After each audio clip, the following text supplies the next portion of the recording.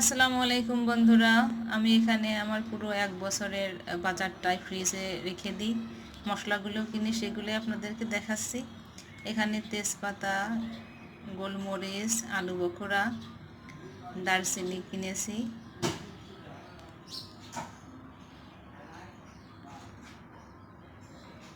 তারপরে এখানে আছে এলাচ,